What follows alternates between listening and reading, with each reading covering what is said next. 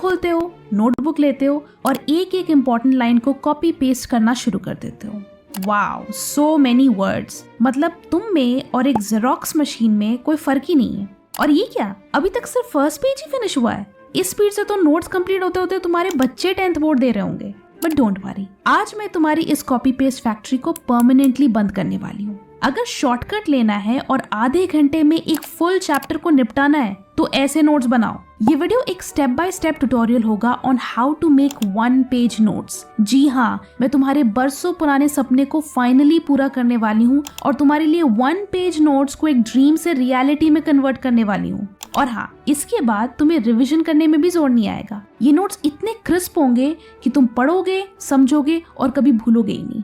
लेकिन एक वार्निंग, ये वीडियो थोड़ा टेक्निकल हो सकता है, तो फोकस बनाए रखना, वरना जितना तुम्हारा अटेंशन स्पैन है ना, एग्जाम में उतने ही नंबर आएंगे। इससे पहले कि मैं आगे बढ़ूं, कमेंट्स में लिखो I will make it happen. जो बच्चा सीरियसली मेहनत कर रहा है ना, वो इसे जरूर मैनिफेस्ट करेगा। And now let's begin. देखो, नोट्स बनाने से पहले एक बात समझ लो, it's not about the notes, it's about the process. तुम्हारा एंड गोल ये नोट्स नहीं है कि तुम्हारे पास हर चैप्टर के एक पेज नोट्स हो। You need to focus on the process. Notes का पर्पस है क्लैरिटी, मेमोराइजेशन, कंसोलिडेशन। नोट्स ऐसे होने चाहिए कि तुम्हें खुद को समझ आए कि चैप्टर की मेन आइडियाज क्या है। जब तुम पहली बार किसी चैप्टर को पढ़ते हो तो सब कुछ कितना कॉम्प्लिकेटेड एंड ओवरवेलमिंग लगता है। नोट्स का काम है उस कॉम्प्लेक्स इंफॉर्मेशन को सिंप्लीफाई करना, ताकि तुम्हारा ब्रेन बोले हाँ भाई अब समझ आया। जब तुम बड़े बड़े answers, bullet points, mind maps या फ्लो चार्ट्स में लिखते हो तो तुम्हारा ब्रेन उसे एक्टिवली प्रोसेस करता है और इसी वजह से वो ज्यादा देर तक याद भी रहता है। विजुअल्स जैसे एरोज, डूडल्स और डायग्राम्स एक्स्ट्रा मेमोरी एंकर्स बन जाते हैं। फॉर एग्जाम्पल, हिस्ट्री बुक की लंबी लंबी कहानियां जब तुम एक फ्लो चार्ट के फॉर्म में खुद को एक्सप्लेन करते हो तो सारी डिटेल्स सिंप्लीफाई हो जाती हैं और याद भी रहती हैं। अब एग्जाम से एक दिन पहले पूरी टेक्स्ट बुक को पढ़ना तो आसान है नहीं, तो तुम्हारे यही नोट्स एक रेस्क्यू प्लान की तरह काम करते हैं। अगर तुमने एक बड़े चैप्टर को 15 की पॉइंट्स में कंप्रेस किया है तो एग्जाम से एक दिन पहले वो 15 पॉइंट्स रिवाइज करना 25 पेज के चैप्टर को पढ़ने से ज्यादा इफेक्टिव है। सो अगली बार जब तुम नोट्स बनाओ, याद रखना, नोट्स खुद एंड गोल नहीं है, ये एक टूल है, एक शॉर्टकट जिससे तुम्हारी अंडरस्टैंडिंग और लर्निंग और स्ट्रांग होती है। अब नेक्स्ट जो मैं बताऊंगी वो एक बहुत कॉमन मिस्टेक है जिसकी वजह से 90% स्टूडेंट्स अपना टाइम बर्बाद करते हैं, और वो है कि they start making notes in the first reading itself. भाई, अगर नोट्स एक ही बैठक में बन जाते तो सबके 90% मार्क्स आते। नोट्स बनाने से पहले तुम्हें चैप्टर का एक रफ आइडिया होना चाहिए। तुम्हें पता होना चाहिए कि उस चैप्टर की मेन आइडियाज क्या है और डिटेल्स क्या है। पहली बार चैप्टर पढ़ो तो सिर्फ उसका स्केलेटन समझने की कोशिश करो, मतलब चैप्टर की कोर आइडियाज क्या है। ये स्टेज तुम्हें एक ट्री का ट्रंक दिखाता है, फाउंडेशन। अगर ट्रंक समझ आ गया तो लीव्स यानी बाकी डिटेल्स खुद ब खुद समझ आने लगेंगी। अब जब थोड़ा ओवरव्यू समझ आ जाए तब डिटेल्स पे जाओ, हेडिंग्स, सब हेडिंग्स और स्ट्रक्चर पकड़ो। ये तुम्हें पूरे चैप्टर का फ्रेमवर्क दिखाता है। अब जब बेस पकड़ लिया तब छोटी डिटेल्स, ट्रिकी फैक्ट्स और एग्जाम्पल्स पे फोकस करो। Why this method works? तुम्हारा ब्रेन एक ही बार में सब अब्सॉर्ब नहीं कर पाता। जब तुम उसे लेयर बाय लेयर फीड करते हो तो अंडरस्टैंडिंग सॉलिड हो जाती है। फर्स्ट रीडिंग तुम्हें क्लैरिटी देती है, सेकंड रीडिंग तुम्हें स्ट्रक्चर देती है और थर्ड रीडिंग तुम्हें कॉन्फिडेंस देता है। अब ऑफ कोर्स तुम्हें लग रहा होगा कि इससे तो टाइम वेस्ट होगा। हाँ, ये थोड़ा टाइम कंज्यूमिंग है, लेकिन इससे भी ज्यादा टाइम कंज्यूमिंग क्या है पता है? एक ही चीज को 10 बार रटना। इसलिए you want regret this step. और तुम इसे स्मार्टली भी टैकल कर सकते हो। फर्स्ट रीडिंग फास्ट रखो, सिर्फ ओवरव्यू लो, चैप्टर की डिटेल्स में मत घुसो। सेकंड रीडिंग टारगेटेड रखो, हेडिंग्स, सब हेडिंग्स और स्ट्रक्चर पे फोकस करो। थर्ड रीडिंग सिलेक्टिव रखो, अब ट्रिकी फैक्ट्स, एग्जाम्पल्स और फॉर्मूला समझो। वैसे इसकी जगह एक शॉर्टकट भी है। AI टूल्स जैसे ChatGPT से तुम चैप्टर के ट्रंक, ब्रांचेस, लीव्स को समझने में हेल्प ले सकते हो, लेकिन ध्यान रहे इसका ओवर यूज मत करना, ये आउटसोर्स हो जाएगी। अब तुमने चैप्टर को लेयर्स में समझ लिया, ट्रंक, ब्रांचेस, लीव्स क्लियर हो गए। अब असली सवाल ये है कि इतनी सारी डिटेल्स को 1 पेज नोट्स में कैसे फिट करें। Answer, grouping. सबसे पहले चैलेंज होता है इंफॉर्मेशन को सॉर्ट करना, ऑर्गेनाइज करना। अगर तुम रैंडमली लिखने लगे तो वो खिचड़ी बन जाएगी। नोट्स तभी पावरफुल बनते हैं जब उनका स्ट्रक्चर हो। एग्जाम्पल लो हिस्ट्री का। सपोज तुम फ्रीडम स्ट्रगल पढ़ रहे हो। अब अगर तुम 20 फ्रीडम फाइटर्स के रैंडम फैक्ट्स लिख दोगे तो वो बस फैक्ट्स का डंप लगेगा। लेकिन अब ग्रुपिंग का जादू देखो। तुम कैटेगरीज बनाओ, जैसे early leaders, revolutionary groups, Gandhian era, women leaders, और फिर हर कैटेगरी के नीचे सिर्फ कीवर्ड्स में कॉन्ट्रीब्यूशंस लिखो, जैसे ड्रेन थ्योरी, सिविल डिसोबीडियंस, इनकलाब जिंदाबाद। तो तुम्हारे लिए चीजें कितनी सिंप्लीफाई हो जाएंगी। इसके 3 फायदे हैं। पहला है स्ट्रॉन्ग मेमोरी। तुम्हारे ब्रेन को ऑर्डर पसंद है। जब चीजें लॉजिकली ग्रुप्ड होती हैं तो रिकॉल इजी हो जाता है। दूसरा है सिंप्लीफिकेशन। पूरा चैप्टर अब एक पेज पे क्लीन एंड स्ट्रक्चर्ड दिखेगा। तुम इंस्टेंटली कनेक्ट कर पाओगे कि किसका रोल कहाँ था। तीसरा है चंकिंग। पहले तुम 50 स्कैटर्ड पॉइंट्स याद कर रहे थे, अब तुम्हें बस 4 कैटेगरीज याद करनी है। But again be smart. बस यहाँ एक रूल याद रखो, keywords only. Use arrows, bullets, short phrases. अगर लंबे लंबे सेंटेंसेस लिख दिए तो तुमने नोट्स का पर्पस ही डिफीट कर दिया। This grouping process should take less than 10 minutes, क्योंकि ज्यादा सोचोगे तो फिर से फुल पेज भर जाएगा और तुम वही जेरोक्स मशीन बन जाओगे। अब ग्रुपिंग के बाद हम थोड़ा लेवल अप करेंगे। ग्रुपिंग ने तुम्हें बॉक्सेस दे दिए, अब हमें इन बॉक्सेस के बीच के कनेक्शंस ढूंढने हैं। यहीं पे आता है स्टेप 4, रिलेशंस, जिसका मतलब है ये जानना कि कैसे डिफरेंट इवेंट्स या कॉन्सेप्ट्स एक दूसरे से कनेक्टेड हैं, रिलेटेड हैं या लिंक्ड हैं। रिलेशंस अलग अलग टाइप के हो सकते हैं। कॉज इफेक्ट रिलेशन, एक इवेंट ने दूसरे को जन्म दिया। क्रोनोलॉजिकल रिलेशन, पहले ये हुआ फिर उसके बाद ये हुआ। कंसेप्चुअल लिंक, 2 आइडियाज अलग लग रहे थे पर असल में दोनों एक ही कोर कॉन्सेप्ट से निकले होते हैं।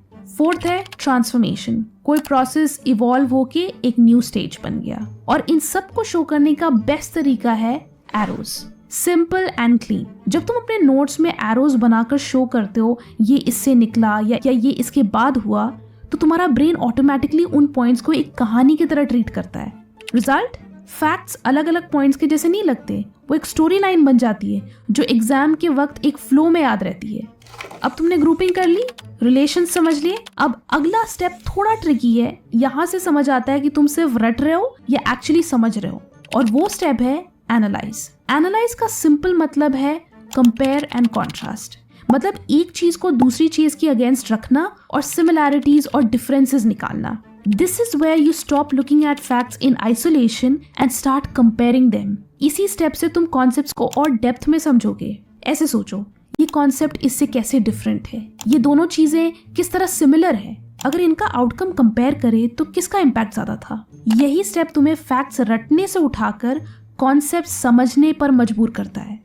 स्टूडेंट्स सिर्फ पॉइंट्स मेमोराइज करने में लगे रहते हैं, और जब एग्जाम में थोड़ा सा ट्विस्टेड क्वेश्चन आ जाता है तो सबकी बत्ती गुल हो जाती है, क्योंकि तुम्हें लगता है कि तुम्हें सब पता है, बट एक्चुअली तुम्हें सब ऊपर ऊपर पता है। अंदर का समझने के लिए थोड़ा एक्स्ट्रा दिमाग लगाना होगा।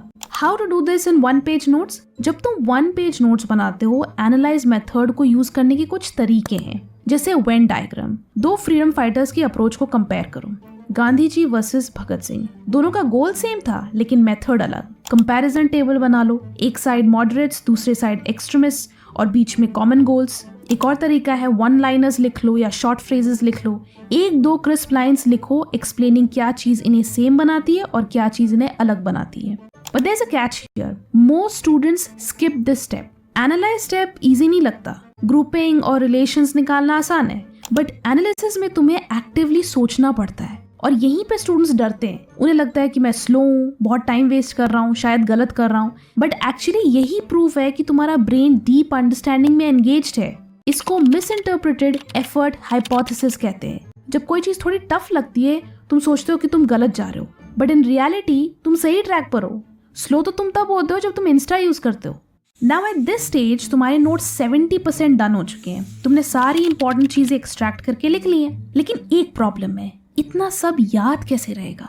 सो उसके लिए है स्टेप 5, दैट इज एम्फसाइज। देखो, एट दिस पॉइंट तुम्हें रफली समझ आ गया होगा कि कौन सा पॉइंट या कौन से कॉन्सेप्ट्स एग्जाम के लिए क्रूशियल है। तुम्हारा काम है उन हाई प्रायोरिटी कॉन्सेप्ट्स को अपने 1 पेज नोट्स में इतना डिस्टिंक्ट बनाना कि एक ग्लांस में आंखों को याद रह जाए। अब तुम में से आधे लोग हाइलाइटर की दुकान खोलकर शुरू हो जाओगे। हमें रेनबो नहीं बनाना है, थोड़ा क्रिएटिव बनो। यूज वियर्ड शेप्स जैसे zigzag borders, circles, thick arrows. Thick arrows show flow, movement, logic, और खबरदार अगर 2 से ज्यादा हाइलाइटर्स यूज कर लिए तो। और सबसे ज्यादा पावरफुल हैक, विजुअल एग्जैजरेशन। मतलब जो चीज एग्जाम के लिए इंपॉर्टेंट है उसे बड़ा लिखो या बबल के अंदर लिखो। रिमेंबर, ब्रेन को विजुअल्स चाहिए होते हैं और जब तुम किसी पॉइंट को विजुअली एम्फसाइज करते हो तो वो एक ऑटोमेटिक मेमोरी ट्रिगर बन जाता है। लेट्स से तुम्हारे पास दो कॉन्सेप्ट्स है, ए और बी। अब तुमने कॉन्सेप्ट ए के 3 पॉइंट्स लिखे और कॉन्सेप्ट बी के 2 पॉइंट्स लिखे, तो तुम्हारे नोट्स कुछ ऐसे दिखेंगे, एक straight boring list. But honestly मैं एक्सपेक्ट नहीं करती कि तुम एग्जाम में इस लिस्ट को याद रख पाओगे, specially if it is something really important from exam point of view. So here's the fix, अगर तुम वही सेम इन्फो थोड़ा क्रिएटिव तरीके से लिखो, जैसे कि ये, तो पिक्चर ही अलग हो जाती है। अब तुम्हें सिर्फ पॉइंट्स याद नहीं रहते, तुम्हें वो शेप और फ्लो भी याद रहता है। Now you remember it in a more distinctive and memorable way. ये शेप अपने आप में तुम्हें पॉइंट्स रिकॉल करने में हेल्प करेगा, बिकॉज यू नो कि इसके पॉइंट्स ऐसे फैले हुए थे। That is why this step is crucial. And now the final thing, at this point तुम्हारे नोट्स बन चुके हैं, लेकिन प्रोसेस अभी भी कंप्लीट नहीं हुआ है। अभी सबसे पावरफुल चीज बाकी है, रिविजन, क्योंकि ये किए बिना टॉपर लेवल रिटेंशन इम्पॉसिबल है। और रिवीजन का मतलब ये बिल्कुल भी नहीं कि तुम नोट्स खोलो, आंखों से 2 मिनट स्कैन करो और बोलो हाँ हो गया। No, that's self deception. तुम बस मटेरियल से फेमिलियर हो रहे हो, कुछ रिवाइज नहीं कर रहे। रियल रिवीजन तब होता है जब तुम अपने दिमाग को एक्टिवली चैलेंज करते हो। ट्रिक ये है कि हर बार रिवीजन करते वक्त अपनी बुक या नोट से बिल्कुल भी हेल्प मत लो। एक फ्रेश पेज लो और फिर से सब कुछ अपनी मेमोरी से रिकॉल करके खुद से लिखो। इसका फायदा क्या है? विद ईच रिविजन तुम्हारी नोट्स की साइज श्रिंक होते जाएगी। पहले तुमने फुल सेंटेंसेस लिखे होंगे, अब वो कीवर्ड्स में कन्वर्ट हो जाएंगे। नेचुरल फिल्टरिंग होती है, हर बार रिवाइज करते टाइम तुम्हें और अच्छे से समझ आएगा कि किस चीज पर ज्यादा ध्यान देना है और किस चीज पर कम ध्यान देना है, तो तुम्हारे नोट्स और भी ज्यादा कंसाइज बनेंगे। प्लस जब तुम खुद से लिखते हो बिना नोट्स देखे, तुम्हारी मेमोरी इंप्रूव होती है। Also you get to know your mistakes. अगर तुम्हें कुछ अच्छे से याद नहीं है या कोई कंफ्यूजन है, वो इसी स्टेज में क्लियर हो जाता है। This is less time consuming and more effective. हर बार जब तुम इस तरह रिवाइज करते हो तो तुम्हारा फोकस प्रेजेंटेशन या परफेक्शन पे नहीं, सिर्फ रिकलेक्शन पे होता है, एंड दैट वे तुम और अच्छे से रिवाइज करते हो।